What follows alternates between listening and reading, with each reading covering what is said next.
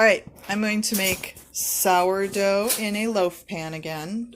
This time, not making some of the mistakes that I made last time. Butter the pan. So yes, we will be greasing the pan. So all you need for this is warm water, salt, flour, and your sourdough starter. I'm going to put in a generous 1/3 cup of sourdough starter, 3/4 teaspoon of salt, and about a cup of water, and then enough flour to make a nice relaxed dough. Okay, so I've got my sourdough starter in here, and I'm going to add the water. I'll mix those up first, then I'll add a little bit of the flour, and then the salt. I like to make sure that the sourdough has had a chance to interact a little with the flour before I start adding the salt. Okay, so now I'm going to add some flour.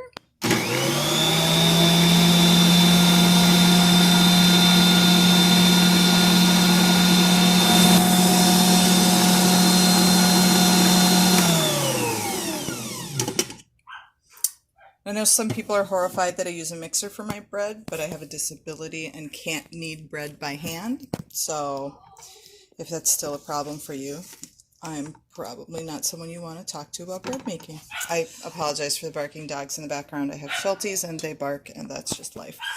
I don't measure out my flour for this. I add enough flour to get a dough of the consistency that I want. Today I'm aiming for a slack dough, so it's going to be a little bit more wet than if I wanted to make a baguette or a boule or something that could stand on its own. This is going to be going in a bread pan, so it can be a little bit more slack, which will help it rise a little higher. This is the point where I feel comfortable adding the salt.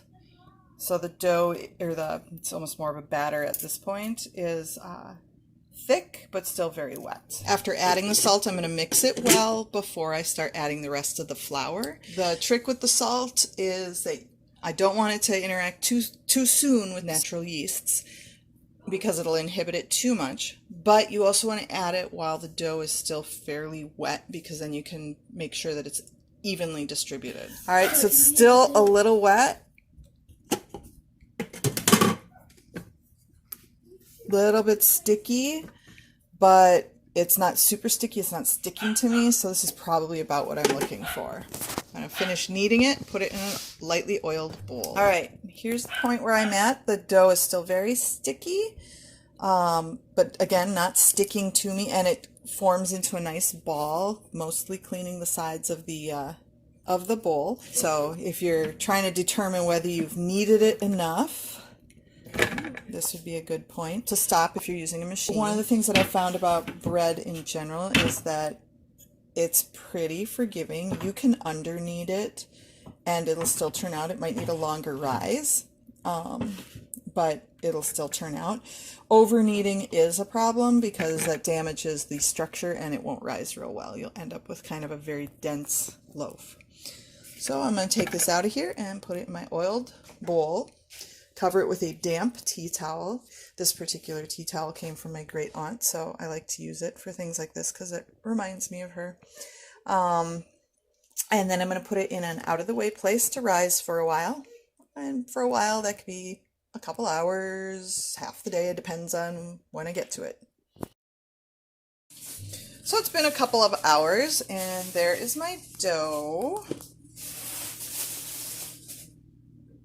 Pretty squishy, pretty slack, and I'm going to prepare it for putting into a pan for its next rise, because I would like to be able to use this for dinner tonight. I have greased my loaf pan. I'm going to go ahead and put some cornmeal and flour in the bottom, and then I'm going to shape the dough a little bit, or punch it down really. It's not so much shaping at this point. I use a coarse cornmeal, throw a little of that in the bottom. And put in some flour. Do I have permission to say bread? You can say bread if you like, yes. Bread! Okay, so that's nice and ready, hopefully in focus.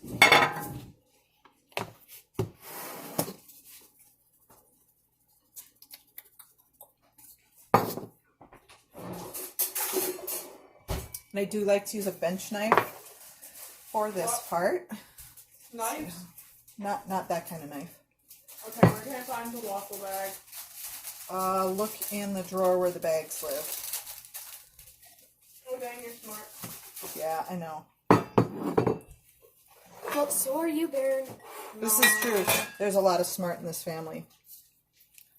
So this is a really nice soft dough. It's not lumpy at all, and it's really, really well behaved. Some doughs, when they're this slack, will be rude and sticky and don't hold their shape at all.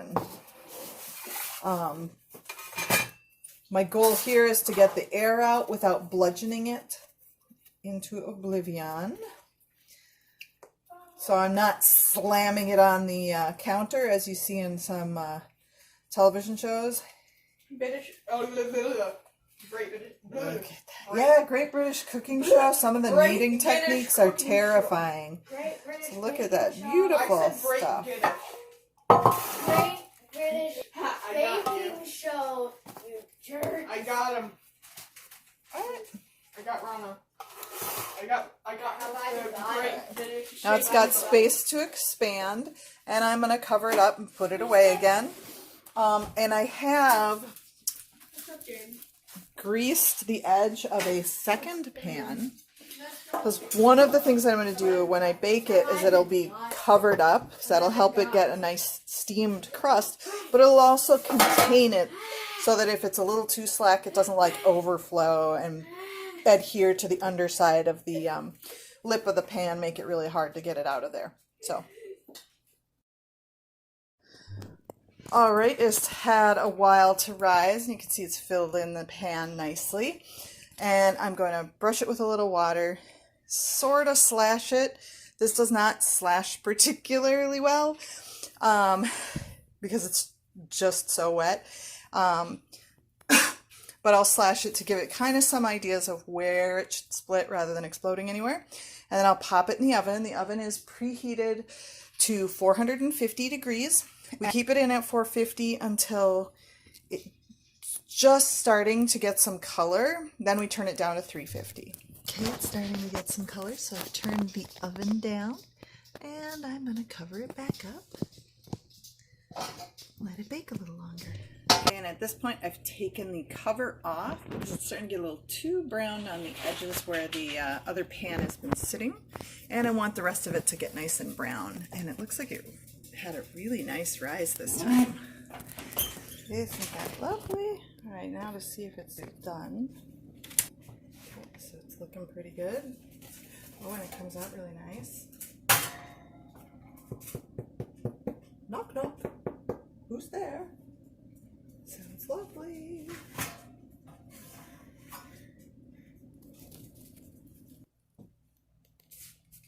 That is going to be delicious. So here's what it looks like cut. Crust is softened enough that it's not like knocking on a door. But boy, does that crumb look nice.